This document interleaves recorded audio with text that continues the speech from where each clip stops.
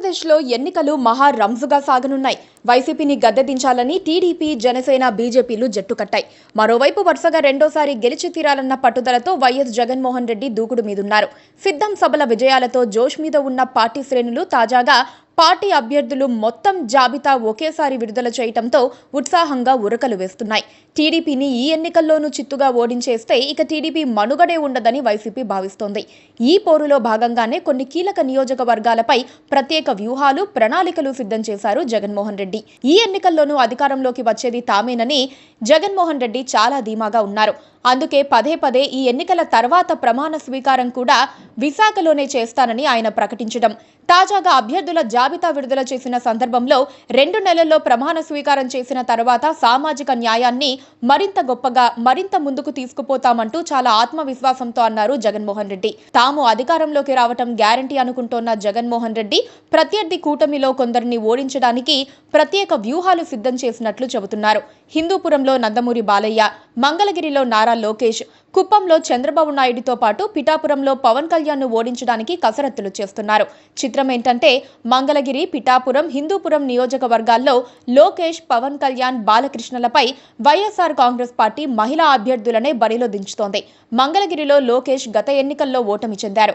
ఈసారి ఎలాగైనా గెలవాలని ఆయన అనుకుంటున్నారు. చేనేత సామాజిక వర్గానికి చెందిన వారు ఎక్కువగా ఉండే మంగళగిరిలో వైఎస్ఆర్ కాంగ్రెస్ పార్టీ ఆ సామాజిక వర్గానికే చెందిన మురుగుడు లావణ్యకు టికెట్ ఇచ్చింది. ఇటీవలే టీడీపీ, జనసేనలు ఇక్కడే జైహో బీసీ సభను నిర్వహించారు. మురుగుడు లావణ్య కుటుంబానికి మంగళగిరి నియోజకవర్గంలో మంచి పేరుండటంతో పాటు వైసీపీ సంక్షేమ పథకాలు ఆమెను గెలిపిస్తాయని పాలకపక్షం భావిస్తోంది. నందమూరి బాలకృష్ణ పోటీ చేస్తోన్న హిందూపురం నియోజకవర్గంలో గత ఎన్నికల్లో మైనారిటీ వర్గానికి చెందిన ఇక్బాల్ ను బరిలో దించింది వైసీపీ. ఆ ఎన్నికల్లో బాలయ్య గెలిచారు. అయితే 5 ఏళ్లలో ఆయన నియోజకవర్గాన్ని పట్టించుకోలేదన్న విమర్శలు ఉన్నాయి. కమ్మ సామాజిక వర్గానికి చెందిన ఓటర్లు పెద్ద సంఖ్యలోనే ఉండటంతో బాలయ్య విజయం ఖాయమని టీడీపీ భావిస్తోంది. ఈసారి బాలయ్యపై దీపిక అనే మహిళా అభ్యర్థిని బరిలో దించారు జగన్మోహన్ రెడ్డి. 5 ఏళ్లలో నియోజకవర్గంలో వైసీపీ ప్రభుత్వం అమలు చేసిన సంక్షేమ పథకాల పట్ల ప్రజలు సానుకూలంగా ఉన్నారని పాలకపక్షం లెక్కలు వేసుకుంటోంది. బాలయ్యకు గట్టి పోటీ ఇవ్వటమే కాదు, దీపిక సంచలన విజయం సాధించటం తథ్యమని వైసీపీ నాయకత్వం అంటోంది. ఇక జనసేన అధినేత పవన్ కళ్యాణ్ పిఠాపురం నియోజకవర్గం నుండి పోటీ చేస్తున్నారు. గత ఎన్నికల్లో భీమవరం, గాజువాక నియోజకవర్గాల్లో పోటీ చేసిన పవన్ కళ్యాణ్ ఈసారి ఆ 2 నియోజకవర్గాలను వదిలిపెట్టేశారు. పిఠాపురం నియోజకవర్గంలో పవన్ సామాజిక వర్గానికి చెందిన ఓటర్లు 90,000 మంది దాకా ఉండటంతో అది తమకి అడ్వాంటేజ్ అవుతుందని జనసేన భావిస్తోంది.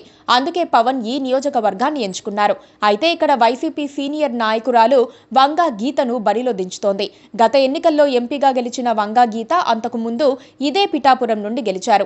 ముద్రగడ పద్మనాభం వైసీపీలో చేరటంతో పిఠాపురంలో వంగా గీతకు అవకాశాలు మెరుగవుతాయని, అది పవన్ కు మరోసారి భంగపాటు తప్పకపోవచ్చునని అంటున్నారు.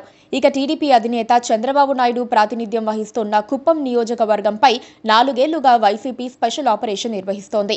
చంద్రబాబు హయాంలో జరగని ఎన్నో అభివృద్ధి పథకాలను కుప్పం నియోజకవర్గంలో చేసింది. కుప్పాన్ని మున్సిపాలిటీగా, రెవెన్యూ డివిజన్ గా ప్రమోట్ చేశారు. యువకుడు, బీసీ సామాజిక వర్గానికి చెందిన భరత్ ను ఇక్కడి నుండి బరిలో దించుతోంది వైసీపీ. కుప్పంలో వరుసగా 7 సార్లు గెలిచిన చంద్రబాబు 8వ గెలుపుపై ధీమాగా ఉన్నారు. అయితే 2019 తర్వాత అన్ని స్థానిక సంస్థల ఎన్నికల్లోనూ కుప్పం నియోజకవర్గంలో టీడీపీ చిత్తుగా ఓడిపోయింది. ఈ ఎన్నికల్లోనూ అదే జరుగుతుందని, భరత్ గెలిచి మంత్రవుతారని వైసీపీ ప్రచారం చేస్తోంది. మొత్తం మీద టీడీపీ, జనసేనల్లో కీలక నేతలను ఓడించడానికి స్పెషల్ అసైన్మెంట్స్ అప్పగిస్తున్నారు జగన్.